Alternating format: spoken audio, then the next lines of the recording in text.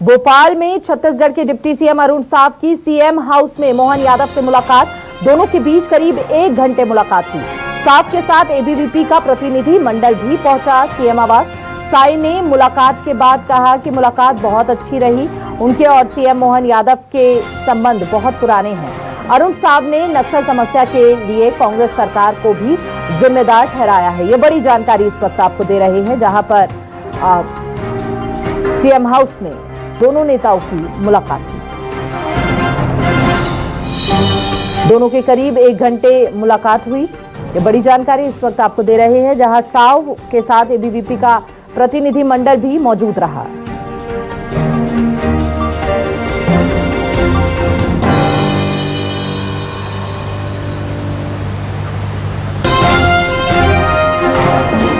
तो CM house में हुई दोनों नेताओं की मुलाकात। दोनों के बीच यह मुलाकात बेहद खास रही। नक्सल के मुद्दे को लेकर इस मुलाकात में चर्चा हुई। साथ ही सीएम मोहन यादव से मिले छत्तीसगढ़ के डिप्टी सीएम अरुण साव, और यह तस्वीरें हम आपको दिखा रहे हैं। सीएम मोहन यादव से मिले छत्तीसगढ़ के डिप्टी सीएम अरुण साव। साथ ही सीएम मोहन यादव से जब अरुण साव मिलने पहुंचे तो कई मुद्दों पर चर्चा हुई, अहम बातचीत हुई।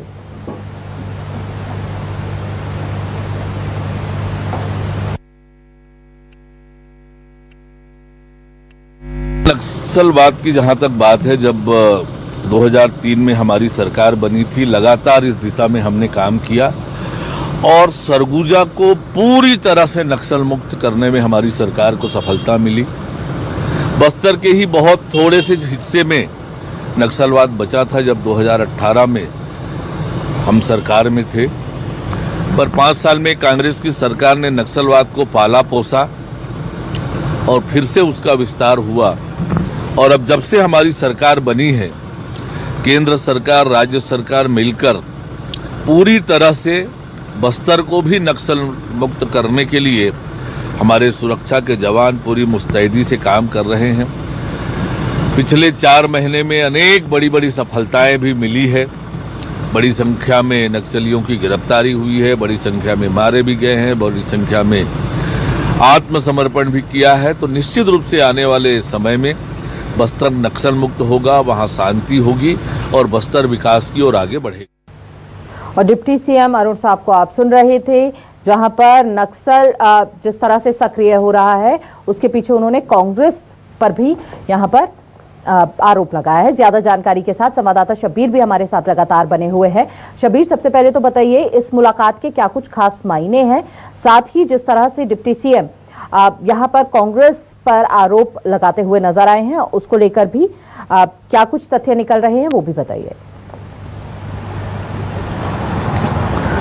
बिल्कुल हिमानी, बात की जाए, कल से ही छत्तीसगढ़ के डिप्टी सीएम अरुण साव मध्य प्रदेश के दौरे पर हैं। संघ के एक वरिष्ठ पदाधिकारी हैं, उनके कार्यक्रम में शामिल होने के लिए आए हुए थे। कल भी मध्य प्रदेश के मुख्यमंत्री से उनकी मुलाकात हुई थी कार्यक्रम के दौरान, और उसके बाद उनकी तरफ से सीएम हाउस में इनवाइट किया गया था सुबह ब्रेकफास्ट के लिए। लेकिन इस दरमियान कई मुद्दों पर चर्चा हुई है, जो चीजें निकलकर सामने आई है, जिसके अंदर अरुण साव की तरफ से जानकारी भी दी गई है कि लंबे समय के बाद मुलाकात हुई है। हम लंबे समय से राजनीति में सक्रिय हैं, मेल मुलाकात होती रहती है, लेकिन मध्य प्रदेश के मुख्यमंत्री मोहन यादव ने आज बुलाया था। उस दरमियान बात की जाए तो उनका कहना था, जब नक्सलवाद को लेकर सवाल पूछा गया मीडिया की तरफ से, तो उनकी तरफ से कहा गया कि हम जब सरकार में थे 2003 तक के, तो सरगुजा से हमने नक्सलवाद खत्म किया। सिर्फ बस्तर में ही कुछ इलाके में नक्सलवाद था, लेकिन 5 साल में, यानी 2008-18 से लेकर 2023 के बीच में बात की जाए, जब कांग्रेस की सरकार थी, तो अरुण साव की तरफ से आरोप लगाया कि उसके बाद